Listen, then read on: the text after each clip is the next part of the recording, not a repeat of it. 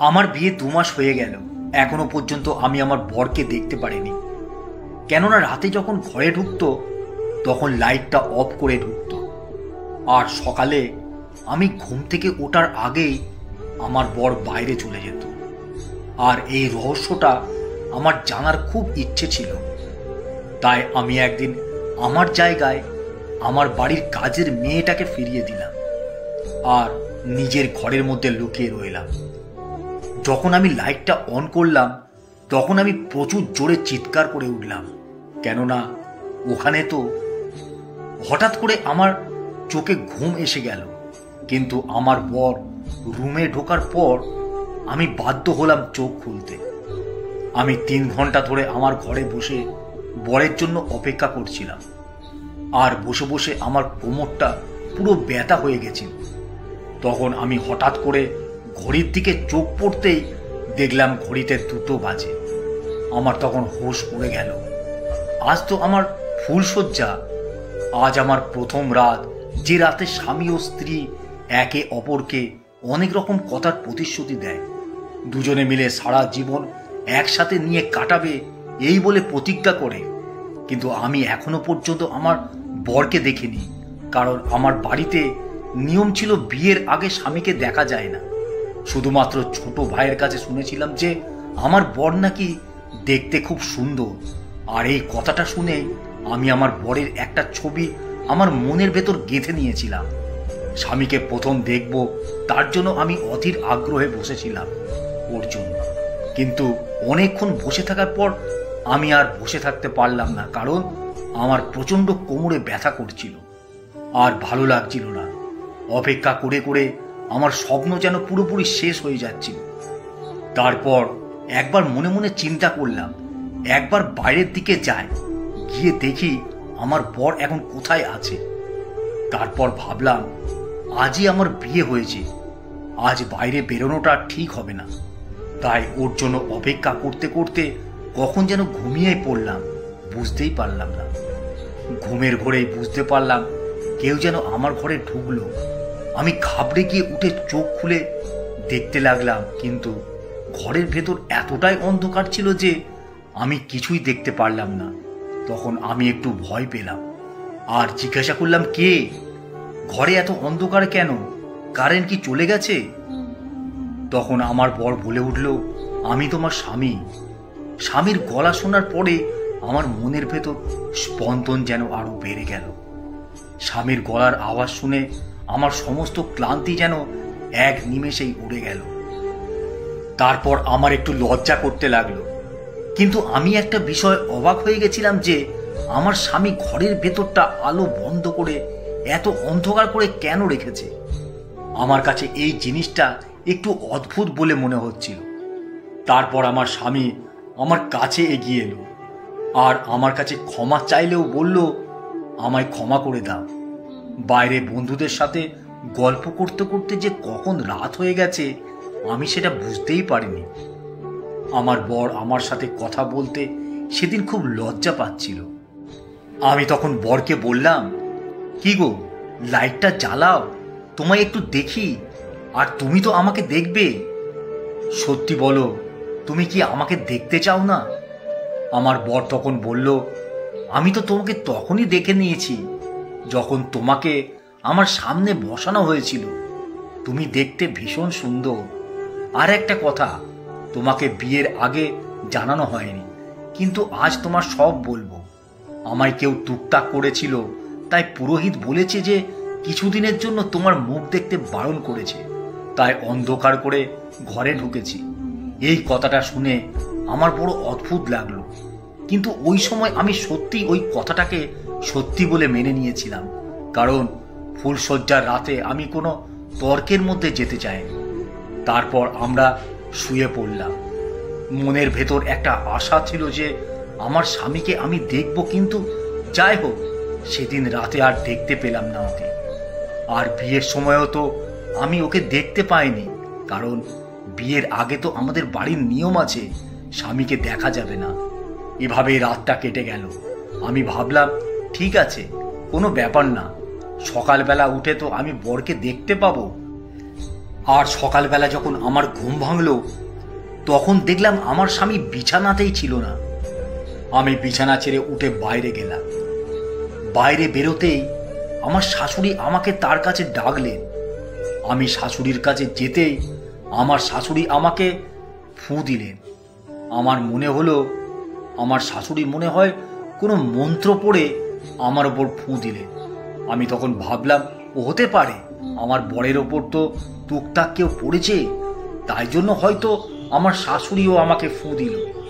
কিন্তু আমার বরকে আমি দেখতে পেলাম না। শাশুড়িকে জিজ্ঞাসা করতেই শাশুড়ি মা বলে উঠলেন বর নাকি কাজে চলে গেছে। আমার শুনে একটু রাগ হলো, কারণ সে আমার সাথে সকালবেলা দেখাও করলো না। আমার ইচ্ছে করছিল শাশুড়িকে জিজ্ঞাসা করতে যে আমার বরকে কি আপনি জোর করে বিয়ে দিয়েছেন? রাতের বেলা সে আমার সাথে কোনো কথা বলল না, আর সে আমাকে তার চেহারাও দেখালো না। সকালবেলা ঘুম থেকে উঠেই কাজে চলে গেল। কেউ বিয়ের পরের দিনই কাজে চলে যায়। আমি এসব চিন্তা করতে করতে মন মরা হয়ে পড়ছিলাম। তখন সামনের ঘর থেকে একটা ছেলে বাইরে বের হলো। আমি উঠে দেখলাম আর তাড়াতাড়ি আমার ওড়না গায়ে দিলাম। শাশুড়ি মা বলে উঠল, বৌমা ওটা তোমার ভাসুর। আমি একবার তাকিয়ে দেখলাম আর নমস্কার করলাম। তারপর সারা দিন কেটে গেল। আমার শাশুড়ি খুব ভালো মনের মানুষ ছিলেন, কিন্তু আমি লক্ষ্য করলাম আমার শাশুড়ি সবসময় চিন্তা করত। কি নিয়ে চিন্তা করত বুঝতে পারতাম না। যাই হোক, সন্ধে হয়ে যাবার পর আমি আজকে আবার বরের জন্য অপেক্ষা করতে লাগলাম। সেদিন আমি খুব সেজে গুজে ঘরে বসেছিলাম। হঠাৎ করে দরজার শব্দ এলো।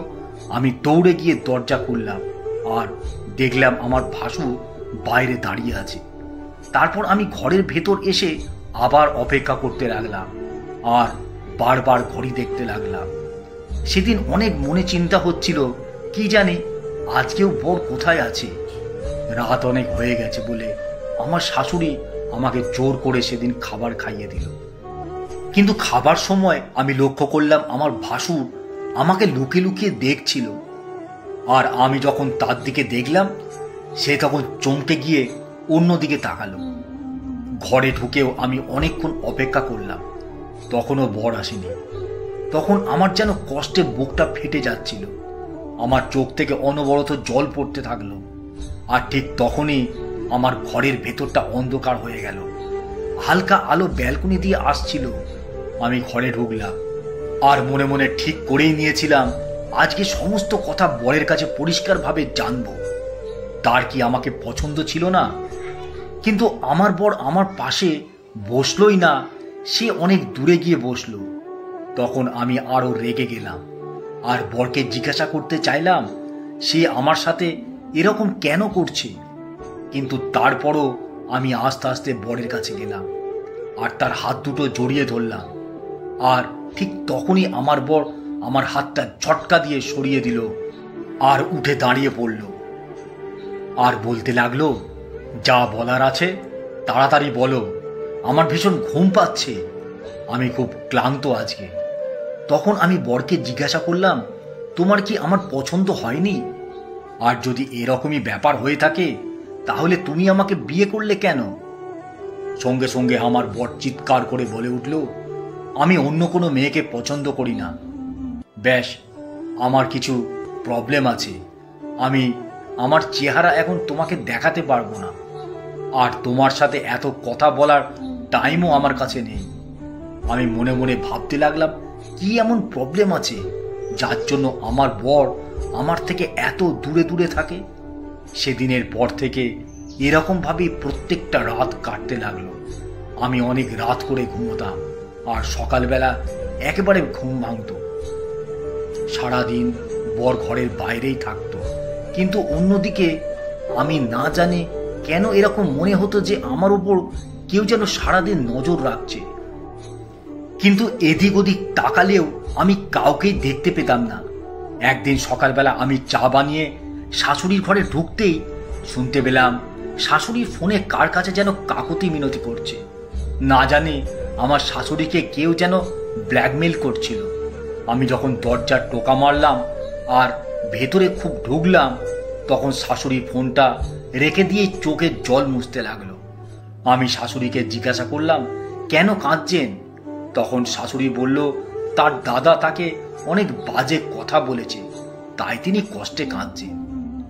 কিন্তু তার কিছুদিন পরে আমি যে সত্যিটা জানতে পেলাম, সেটা শুনে আমার মাথায় বাজ ভেঙে পড়ল। আমার শাশুড়ি বোন ঘুরতে এলো আমাদের বাড়িতে। শাশুড়ি বোনের সাথে কথা বলতে বলতে হঠাৎ জানতে পারলাম আমার শাশুড়ির নাকি কোনো দাদা নেই। আমার শাশুড়িরা 2 বোন। কথাটা শুনে মাত্রই আমি আকাশ থেকে পড়লাম। আমার শাশুড়ির যদি কোনো দাদা না থাকে, তাহলে সে কার কাছে রোজ কাকুতি বিনতি করে। তারপর আমি কিছুদিনের জন্য আমার বাপের বাড়ি চলে যাই, কারণ আমার বর আমাকে একটুও ভালোবাসতো না। তাই আমি ওকে বোঝানোর জন্য বাপের বাড়ি চলে গেছিলাম। বাপের বাড়ি যাওয়ার সময় ঠিক করেই গেছিলাম বাড়িতে গিয়ে মাকে জিজ্ঞাসা করব কি রকম ছেলের সাথে আমার বিয়ে দিয়েছ, যাকে এখনো পর্যন্ত আমি কোনোদিনও দেখতেই পারলাম না। কিন্তু আমি তো জানতামই না ওখানে গিয়ে আমি এত বড় ধাক্কা খাবো। আমি বাড়িতে ঢুকতেই একটা পার্সেল বাইরে পড়েছিল, আর সেটা খুলতেই যা দেখলাম আমার পায়ের তলার মাটি সরে গেল। সেটা খুলেই আমি সব বুঝতে পারলাম যে আমার বিয়ের নামে আমার সাথে কি খেলা হয়েছে। কিন্তু সেই মুখোশগুলো খোলা আমার খুব দরকার ছিল। তারপর আমি আমার ভাইকে বললাম যে আমার বিয়ের সময় যে ছবিগুলো তোলা হয়েছিল, সে ছবিগুলো আমাকে একবার দেখাতে, কারণ আমি আমার বরকে দেখতে চেয়েছিলাম। আমার ভাই আমাকে যে ছবিটা দেখালো, তাতে আমার বরকে দেখতে খুবই সুন্দর ছিল। তাই আমি আমার শ্বশুর বাড়ি চলে গেলাম। রাত্রিবেলা আবার সেই লোকটা আমার ঘরে ঢুকলো এবং গত 2 মাস ধরে আমার বর সেজে রোজই সে আমার ঘরে শুয়েছে। আর সকালবেলা হলেই আমার ঘর থেকে বেরিয়ে যেত। আমি জেনে গেছিলাম যে ওই লোকটা আমার বর ছিল না, সে একটা অন্য লোক ছিল। যাই হোক, পুরো দিনটা কাটলো।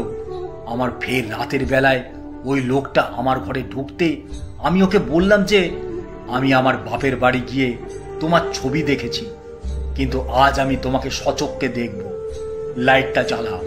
তখনই ওই লোকটা রেগে গিয়ে বলল, তোমাকে তো বলেছি আমার চিকিৎসা চলছে, আমি তোমাকে আমার মুখ দেখাতে পারবো না।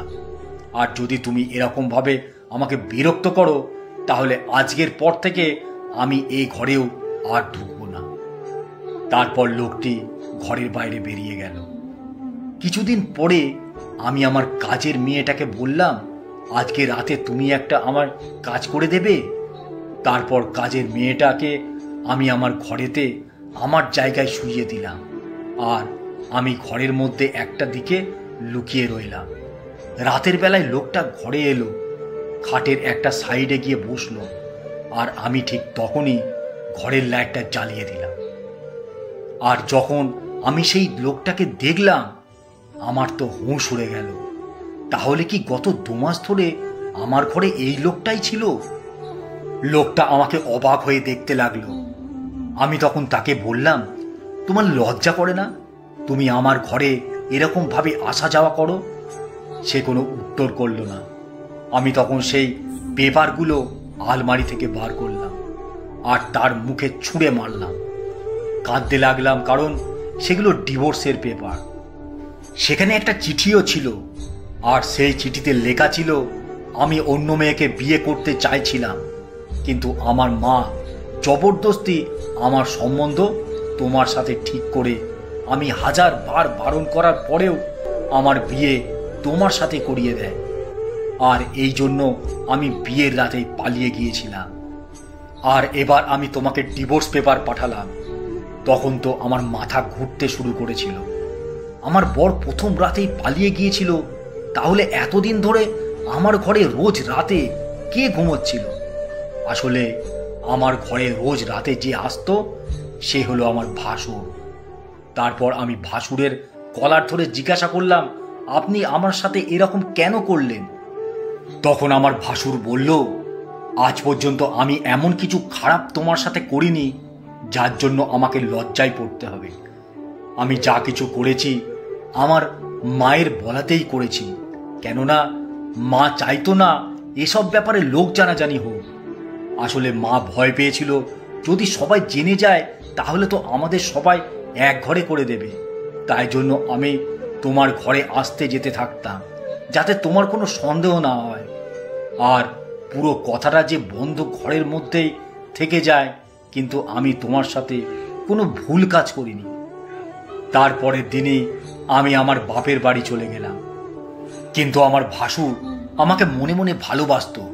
তাই আমার শাশুড়ি আর ভাসুর এসে আমার বাপের বাড়িতে এসে আমার মা বাবার কাছে আমার হাত চাইলো আর বলল সে আমাকে খুব ভালোবাসে, সে আমাকে বিয়ে করতে চায়। আমার মা বাবা তারপর আমার ভাসুরের সাথে আমাকে বিয়ে দিয়ে দিল। এখন আমি খুব ভালো আছি, সুখে সংসার করছি।